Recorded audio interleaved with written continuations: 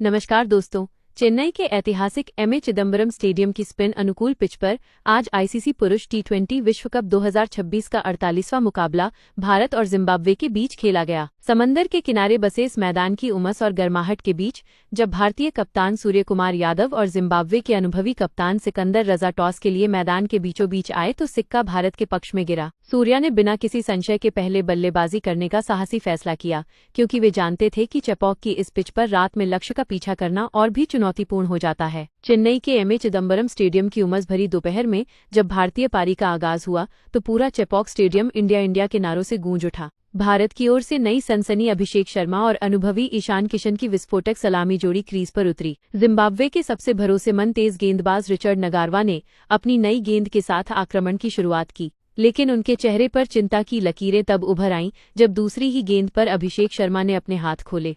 अभिषेक ने पैर बाहर निकालकर एक अत्यंत दर्शनीय और तकनीकी रूप से सटीक कवर ड्राइव जड़ा, जिसने बाउंड्री की रस्सियों को इतनी तेजी से छुआ कि फील्डर को हिलने तक का मौका नहीं मिला। दूसरे छोर पर ईशान किशन भी शांत बैठने वालों में से नहीं थे। जब ब्लेसिंग मुजरबानी अपनी 145 किलोमीटर घंटे की रफ्तार के साथ आए तो किशन ने उनकी गति का शानदार इस्तेमाल किया। उन्होंने पिच पर थोड़ा पीछे हटते हुए बैकवर्ड पॉइंट के ऊपर से एक गूंजता हुआ छक्का जड़कर जिम्बाब्वे के गेंदबाजी आक्रमण की दिशा और दशा दोनों बिगाड़ दी। इन दोनों खूंखार बल्लेबाजों ने पावर प्ले के प्रतिबंधों का ऐसा भरपूर लाभ उठाया कि 6 ओवरों की समाप्ति तक भारत का स्कोर बिना किसी नुकसान के 68 रनों के पार पहुंच गया था। चेन्नई के एमए चिदम्बरम स्टेडियम की उस ऐतिहासिक और उमस भरी शाम में जब भारतीय टीम ने जिम्बाब्वे के खिलाफ अपने अभियान का बिगुल फूंका तो सलामी बल्लेबाज अभिषेक शर्मा का बल्ला किसी अलग ही ग्रह की ऊर्जा से संचालित नजर आ रहा था। अभिषेक की बल्लेबाजी में वो गजब की लय, सहजता और बेखौफ अंदाज था जो केवल महान बल्लेबाजों में देखा जाता है। उन्होंने विशेष रूप से जिम्बाब्वे के सबसे अनुभवी लेग स्पिनर रयान बर्ल को अपने विनाशकारी निशाने पर लिया।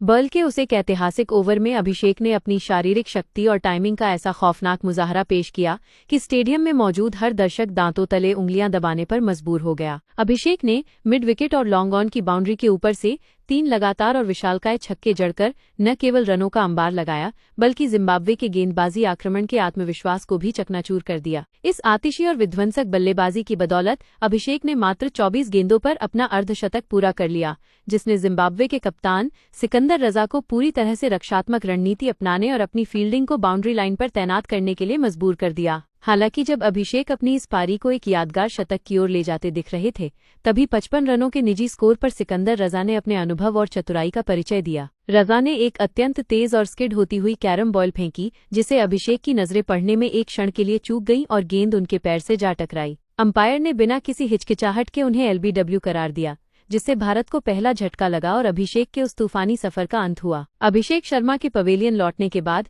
भारतीय क्रिकेट के उभरते सितारे और तकनीकी रूप से अत्यंत सक्षम तिलक वर्मा ने क्रीज पर कदम रखा। तिलक ने मैदान पर आते ही अनुभवी ईशान किशन के साथ मिलकर भारतीय पारी की कमान इस तरह संभाली कि रनों की गति धीमी होने के बजाय और तेज होती चली गई। दूसरी ओर ईशान किशन, जो एक छोर पर किसी अभेद्य दीवार और अंगद के पैर की तरह जम चुके थे, अपनी क्लास और अंतर्राष्ट्रीय अनुभव का ऐसा प्रदर्शन कर रहे थे कि मैदान का कोई भी कोना उनके प्रहारों से अछूता नहीं रहा। ईशान ने ब्रांड एवांस की एक तीखी शॉर्ट पिच गेंद को भांपते हुए उस पर एक अधिकारपूर्ण और शानदार पुल शॉट खेला और मात्र 32 गेंदों पर अपना अर्धशतक पूरा करके स्टेडियम में उत्साह का संचार कर दिया। इन दोनों के बीच दूसरे विकेट के लिए 85 रनों की एक विशाल अटूट और ऐतिहासिक साझेदारी पनपी, जिसने जिम्बाब्वे की मैच में वापसी की बची कुची उम्मीदों को भी पूरी तरह खत्म कर दिया। चेन्नई के एमए चिदम्बरम स्टेडियम की टर्न लेती पिच पर जहां अच्छे बल्लेबाज स्पिन के सामने संघर्ष करते नजर आते हैं, वहां युवा तिलक वर्मा ने आज क्रिकेट का एक अलग ही स्तर प्रदर्शित किया। तिलक ने विशेष रूप से जिम्बाब्वे के सबसे अनुभवी और चतुर कप्तान सिकंदर रजा को अपने रडार पर लिया और दुनिया को यह साबित कर दिया कि वे आधुनिक क्रिकेट में स्पिन गेंदबाजी के कितने बेहतरीन और तकनीकी रूप से सक्षम खिलाड़ी हैं। जैसे ही रजा अपना अंतिम और सबसे निर्णायक स्पेल डालने के लिए गेंदबाजी आक्रमण पर लौटे, तिलक वर्मा के इरादे पूरी तरह बदल चुके थे। उन्होंने रजा के अनुभव का सम्मान करने के बजाय उन पर हावी होने की रणनीति अपनाई। चेपॉक की टर्न लेती चुनौतीपूर्ण पिच पर जहां दुनिया के बड़े बड़े दिग्गज स्पिनर की उंगलियों की थिरकन को समझने में मात खा जाते हैं, वहां युवा तिलक वर्मा ने आज बल्लेबाजी का एक ऐसा मास्टर क्लास प्रस्तुत किया जिसे इतिहास के पन्नों में स्वर्ण अक्षरों में दर्ज किया जाएगा। तिलक ने बिना किसी डर, हिचकिचाहट या मानसिक दबाव के जिम्बाब्वे के सबसे अनुभवी और चतुर रणनीतिकार कप्तान सिकंदर रजा को अपने निशाने पर लिया। रजा अपनी विविधता और कैरम बॉल के लिए जाने जाते हैं, लेकिन तिलक ने आज उनकी हर चाल को पहले ही भांप लिया था। जैसे ही रजा ने गेंद को हवा में थोड़ा सा फ्लाइट दिया, तिलक ने अपनी आंखों की तेजी और फुर्तीले पैरों का अद्भुत सामंजस्य दिखाया। उन्होंने क्रीज की गहराइयों का और कदमों का इतना शानदार इस्तेमाल किया कि रजा अपनी लेंथ को लेकर पूरी तरह भ्रमित हो गए। तिलक ने एक बार नहीं बल्कि 2 बार बिजली की फुर्ती से आगे बढ़कर रजा की स्पिन को पिच पर ही खत्म किया और लॉन्ग ऑन की बाउंड्री के ऊपर से 2 ऐसे प्रचंड गगनचुंबी और कान फाड़ देने वाले जड़े कि पूरे स्टेडियम में शोर का एक ऐसा ज्वार उठा जिसे मीलों दूर सुना जा सकता था। इनकी रफ्तार और ऊंचाई इतनी अविश्वसनीय थी कि गेंद केवल बाउंड्री पार नहीं गई बल्कि स्टैंड्स की सबसे ऊपरी मंजिलों में जाकर गुम हो गई। तिलक के इन विनाशकारी और साहसी प्रहारों ने न केवल सिकंदर रजा के व्यक्तिगत मनोबल को तार-तार कर दिया बल्कि पूरी जिम्बाब्वे टीम के गेंदबाजी अनुशासन को भी हिलाकर रख दिया।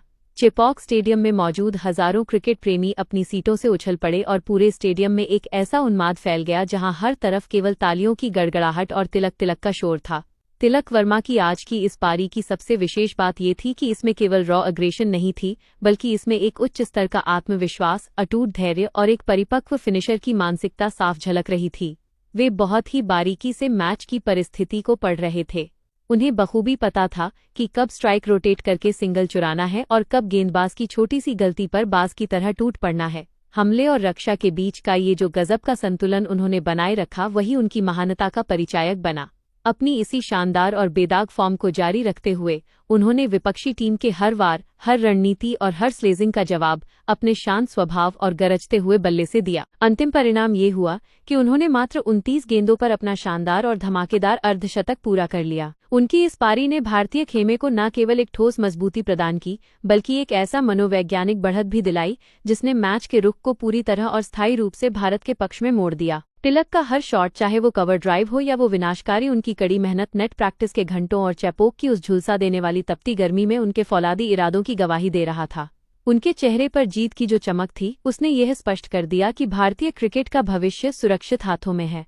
जैसे जैसे भारतीय पारी अपने अंतिम पड़ाव यानी डेथ ओवर्स की ओर बढ़ी, मैदान पर आधुनिक क्रिकेट के सबसे खूंखार फिनिशर्स रिंकू सिंह और हार्दिक पांड्या का भयानक तूफान आया। इन दोनों ने मिलकर अंतिम के 3 ओवरों में जिम्बाब्वे के गेंदबाजों की ऐसी निर्मम धुनाई की जिसे लंबे समय तक याद रखा जाएगा। रिंकू सिंह ने अपनी छोटी लेकिन अत्यंत प्रभावशाली कैमियो पारी के दौरान बिजली की रफ्तार वाले 2 कड़क चौके जड़े, जबकि हार्दिक पांड्या ने अपने नैसर्गिक बाहुबल का परिचय देते हुए पारी की अंतिम गेंद पर एक आसमान चीरने वाला लगाया। इन सामूहिक और विध्वंसक प्रयासों की बदौलत भारतीय टीम ने निर्धारित 20 ओवरों के खेल की समाप्ति के बाद 3 विकेट के नुकसान पर 224 रनों का एक विशाल हिमालय जैसा और पहाड़नुमा स्कोर बोर्ड पर टांग दिया।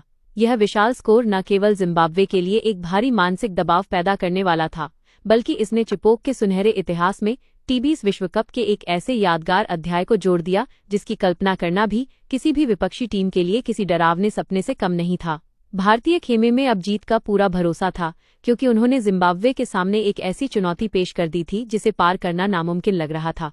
चेन्नई के एमए चिदम्बरम स्टेडियम की दूधिया रोशनी में जब जिम्बाब्वे की टीम 225 रनों के उस विशाल हिमालयन नुमा और लगभग असंभव से दिखने वाले लक्ष्य का पीछा करने मैदान पर उतरी तो किसी ने सपने में भी नहीं सोचा था कि वे भारतीय गेंदबाजों के पसीने छुड़ा देंगे।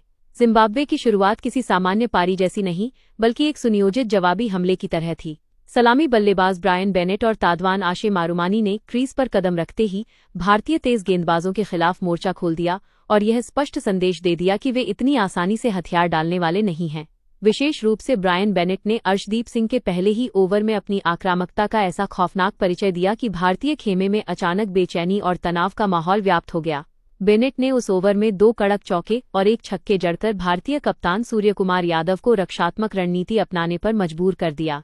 इन दोनों की तूफानी बल्लेबाजी का आलम ये था कि पावर प्ले के मात्र 6 ओवरों की समाप्ति तक जिम्बाब्वे ने 1 विकेट खोकर 62 रन बोर्ड पर टांग दिए थे। उस समय स्टेडियम में मौजूद दर्शकों को लगने लगा था कि आज जिम्बाब्वे कोई बड़ा उलटफेर कर भारत को कड़ी टक्कर देने वाली है। लेकिन ठीक इसी नाजुक और निर्णायक मोड़ पर कप्तान सूर्या ने अपना सबसे बड़ा तुरुप का इक्का निकाला और गेंद दुनिया के सबसे घातक और सटीक गेंदबाज जसप्रीत बुमराह के हाथों में थमा दी। जैसे ही बुमराह आक्रमण पर आए, मैच का पासा किसी जादुई खेल की तरह पूरी तरह पलट गया। बुमराह ने अपने स्पेल की शुरुआत ही एक ऐसी सटीक और जानलेवा यॉर्कर के साथ की जिसकी रफ्तार और स्विंग ने खतरनाक दिख रहे ब्रायन बेनेट को संभलने का एक पल भी नहीं दिया। गेंद बिजली की गति से बेनेट के पैरों के बीच से निकली और उनके मिडिल स्टंप को उखाड़कर हवा में कई चक्कर लगवा दिए। ये विकेट केवल एक सफलता नहीं थी बल्कि जिम्बाब्वे के पतन की शुरुआत थी। इसके बाद बुमराह ने अपनी जादुई विविधता और इंटेलिजेंट बॉलिंग का ऐसा प्रदर्शन किया कि जिम्बाब्वे का मध्यक्रम ताश के पत्तों की तरह तहस नहस होने लगा।